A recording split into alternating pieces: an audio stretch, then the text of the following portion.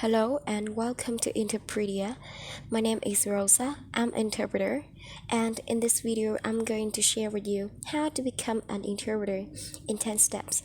Before we start, I would like to point out a few things. Although I've named this video How to Become an Interpreter, for algorithmic purposes, in reality, this is more of a roadmap of how the majority of practicing interpreters I know, including myself, have become interpreters. Evidently, there is more than one way to achieve this. And in a perfect world, we would all have the will and the opportunity to attend a prestigious university to get a bachelor's degree in translation and interpretation, followed by a master's degree in conference interpreting with extensive internships here and there to eventually become interpreters for the United Nations and live happily ever after. But we are not in a perfect world, and interpreters are needed in many situations, from medical appointments, insurance claims, and even in war times, as we're investing right now. We are not just needed to interpret conferences and presidential speeches. So, anyway, I'm going on a tangent here. The last thing I want to point out is the fact that I'm only speaking from personal experience based on where I work and the type of clients I have.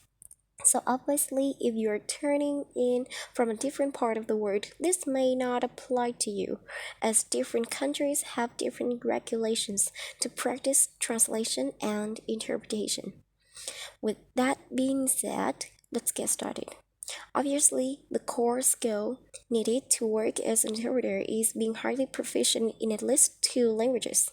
Now, if you speak two languages already and you're wondering if your proficiency is enough to actually work as an interpreter, you can take a language proficiency test. In my case, for example, I have a degree from a higher education institution in a country where Spanish is the official language, so for most intent and purposes, that alone can serve as proof of my proficiency in Spanish.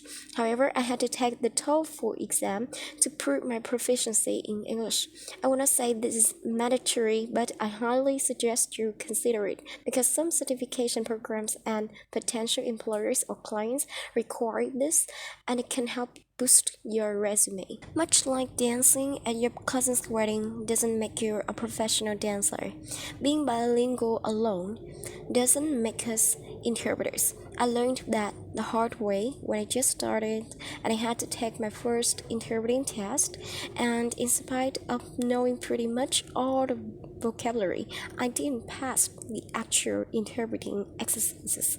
So, take some classes, and I say that in plural because there is not one single course that will teach you absolutely everything that you need to know to work as an interpreter.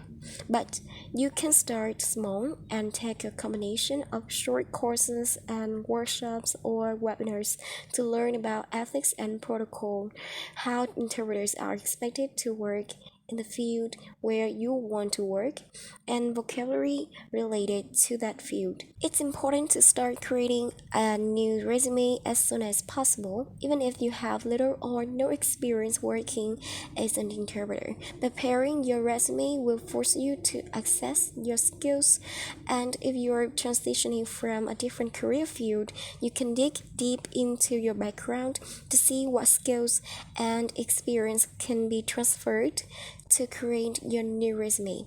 Once your new resume is done, it will be easy peasy to create your LinkedIn profile. I can tell you that I have helped most of my clients through LinkedIn, and since I already made a video with some tips about how to make the best of LinkedIn if you are an interpreter or a translator, I would like to invite you to check it out. Another very important step is to take time to learn about the language services industry. I suggest you do some research to learn about professional associations for interpreters, credentials, or certifications in the field that you're interested in working, language services providers, because those are the companies that hire or subcontract interpreters, and also learn about fellow interpreters, Many interpreters have podcasts, YouTube channels, websites, and social media pages or groups where you can learn a lot about the industry. Another step I suggest is joining a professional association because this offers a lot of advantages to all interpreters but to new interpreters it shows that you are committed and engaged in this new career. It gives you unique opportunities to connect with other professionals in the industry. Plus, most associations offer regular educational opportunities at no cost or at least at a reduced cost for the members, which is another perk of joining one.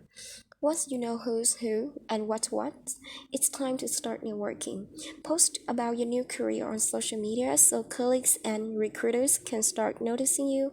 Reach out to others and ask for advice, ask questions, and participate in events both online and in person to start building your network. If you are just starting out, obviously that means you have little experience.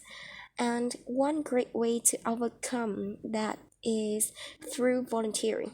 No matter the industry you are in, doing volunteer work feels good and looks good on your resume. Volunteering offers a lot of advantages because it gives you the opportunity to meet new people who can later become potential clients. It helps you develop and refine your skills, and it helps you gain some experience in the field. At this point, you should be ready to start applying for jobs. One thing you should know is that in this industry, many opportunities are not actual jobs or traditional employment. In my experience, I would say the majority of listings are for contract work, where you are considered a supplier of services to another country. But either way, the application process is somewhat similar. You can find out about open positions or mainstream job such websites, but I suggest you visit the language services provider's website directly because many have special links where you can upload your resume and create a profile even if there's no active listing or an open position because you might be surprised by an offer when you least expect it. I hope this helps bring some clarity as you embark on this new career field. And please remember that patience and perseverance are key in this process. It took me weeks and weeks of research, emails, fillings out forms over and over, and tweaking my resume before I landed my first opportunity. If you are interested in this type of content, I would like to invite you to visit my new website where I have started a new blog and I'll be posting articles very frequently. I actually posted an article about this in the blog days before I posted this video here. So if you want to stay in the know, make sure to check it out and subscribe to the email list to get notices when new articles are uploaded. And that was it for today. Thank you so much for watching. Adios.